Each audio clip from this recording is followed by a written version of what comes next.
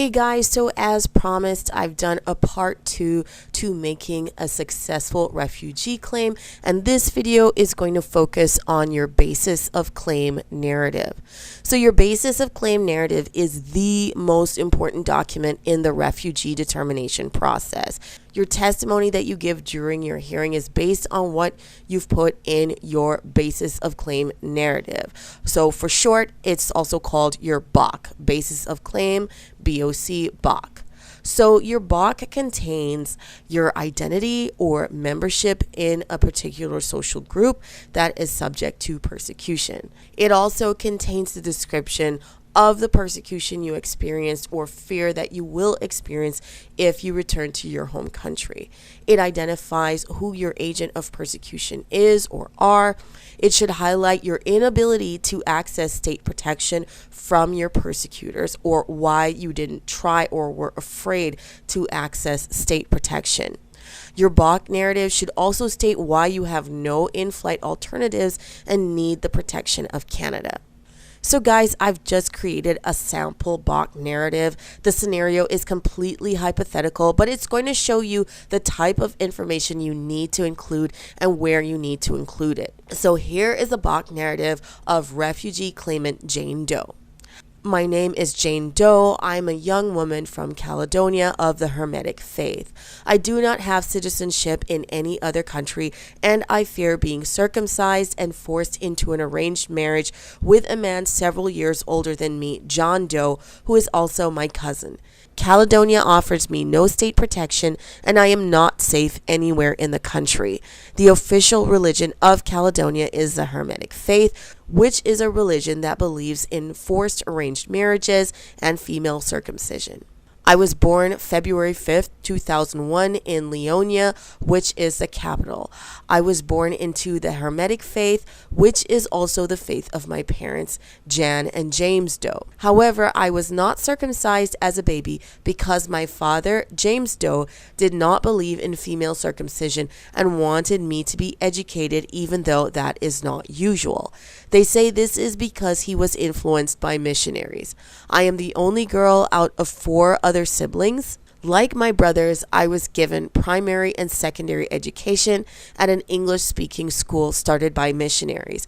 I graduated at the top of my class and was intending to go to university to pursue medical studies. During my life growing up in Caledonia, I was often teased and insulted by members of my community because I was not circumcised, and I was also not pledged in marriage, which is usually done by the age of 8 years old.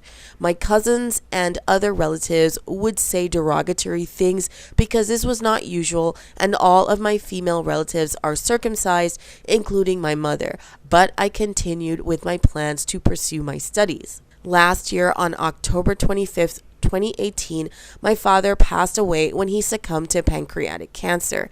He was buried 1 week later. He was diagnosed with pancreatic cancer 3 years before in 2015. 2 months after my father's funeral, I was informed by my mother that I would not be going to university as I had hoped, and I would be marrying my second cousin on my father's side, John Doe, who is 12 years older than me. I was also informed that my cousin John Doe thinks it is shameful to marry a woman who is not circumcised. So the agreement is that I will undergo circumcision to purify me and that I will then marry John Doe. I told my mother that I did not want to get married and that I wanted to go to university, but my mother and relatives on my father's side said I would bring shame on the family. My uncle Jim Doe, who is my father's brother, also said he would rather I be dead than bring dishonor on the family. I then realized that with my father no longer alive, I would be forced to undergo circumcision and marry John Doe. I was fearful of my family and went to the police and told them that my family was planning on marrying me to my cousin, but they told me they don't interfere with family decisions and that I should listen to my family because they know what is best for me. I didn't know who else could help me, and I did not have any money. Finally, I went to one of my teachers at the missionary school, and my math teacher, Sarah Smith, who was also helping me with my application to university, said she would help me leave the country and make a refugee claim in Canada. I realized it would be necessary to leave the country because the Hermetic faith is prevalent throughout the entire country. The religious leaders also have ties to the government and political party members, and many of the laws that are made to govern the country are also based on the Hermetic faith holy laws. My family is also very large. My father has several siblings that live throughout Caledonia who are very traditional in the Hermetic faith. My mother's family is also quite large, and because of my cousin John Doe's wealth, it was planned on being a very large wedding with several community leaders invited as guests and who know about our engagement. Wherever I go in Caledonia, I would face the threat of family members with no protection from the law.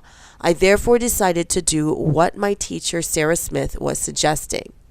Mrs. Smith, my teacher, said she would help me apply to another university in Canada and get me a student visa, and instructed me that I should pretend that I have accepted my family's arrangement to marry in July of 2019, which is a month of my father's birthday, in honor of my father.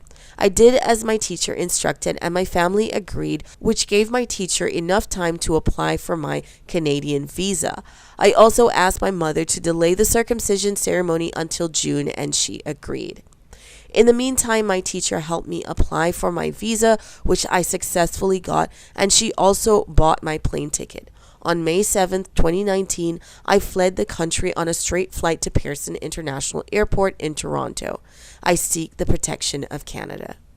So guys, this is a pretty open and shut case, but we're going to look at the elements of this narrative and how it contains all the information it needs to support the claim. So in the first paragraph, we see that it shows the particular social group Jane Doe belongs to, what country she's coming from, the fact that she has no other citizenship, the fact that the state is not offering her protection, and 5, the kind of persecution Jane Doe is facing.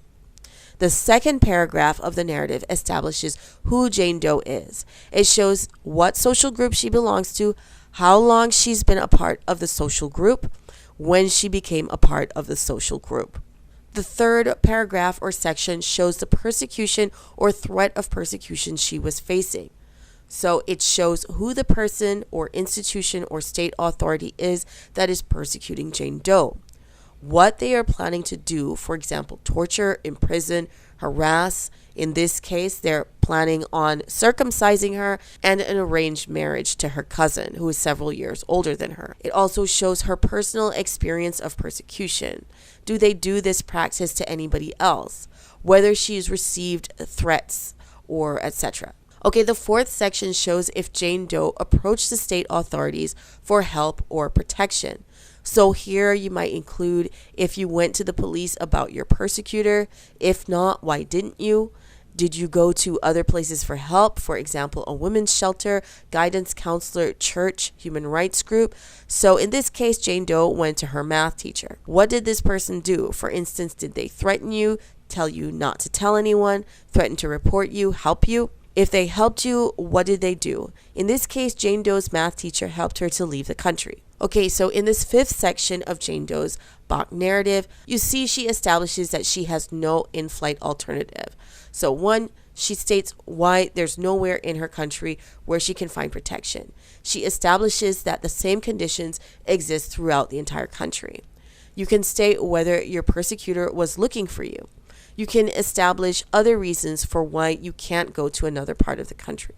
Okay, in the sixth section, Jane Doe describes how she left the country. How did you leave the country? You can share whether you got a visa or you used the help of a smuggler. You can state whether you had to get illegal documents in order to leave the country. Did you come to Canada on a straight flight, or did you stop over in another country before coming? If you stopped in another country, you're going to have to explain why you didn't seek refugee protection there. If you stopped in the United States, you're also going to have to explain why you didn't make a refugee claim there. Jane Doe states when she left her country of origin. She states when she entered Canada. You can also state why you chose Canada to make a refugee claim. Okay guys, this is a fairly simple and straightforward basis of claim narrative, and it covers all the bases you need to cover in order for it to be a successful claim. Now, for a lot of people, your narrative may not be quite as simple. Maybe you had to leave behind your child. Maybe you did stop over in another country like the United States where there is a safe third country agreement. Maybe you had to use the help of a smuggler and travel on illegal papers. Maybe in your fright, you didn't go to authorities in your home country to ask for state protection. Or maybe your agent of persecution isn't as clear cut as it is in Jane Doe's hypothetical narrative. But whatever the circumstances, you need to try and explain all the information needed. So guys, that covers your basis of claim narrative and the information you need to include. Now, when it comes to other evidence you need to submit to the Immigration and Refugee Board, we covered that in part 1. Evidence that you need includes country conditions and human rights reports or news reports, the need for affidavits or testimonies of other witnesses, the fact that an expert witness could be beneficial. But something else you're going to need to submit is your personal identity information. These are things like your birth certificate, your education, your marriage certificate. If you have any children, you need their birth certificates.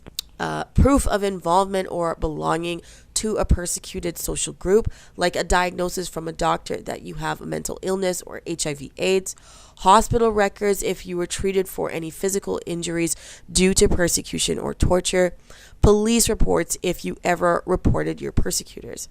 So guys, these things need to be submitted to the Immigration and Refugee Board as well. You submit copies, but also you should keep the originals and bring them to your hearing in case the judge wants to inspect your original documents. So guys, that basically covers part 2. If you'd like to watch an example of a refugee hearing, you can watch this video on YouTube. The link is in the description. It is conducted in the US, but it's very similar to how the Immigration and Refugee Board of Canada conducts their own hearings. So guys, I hope this was helpful. This was part 2 of making a successful refugee claim in Canada. You can watch part 1 at this link, which is also in the description. Okay, so see you guys next time, and God bless.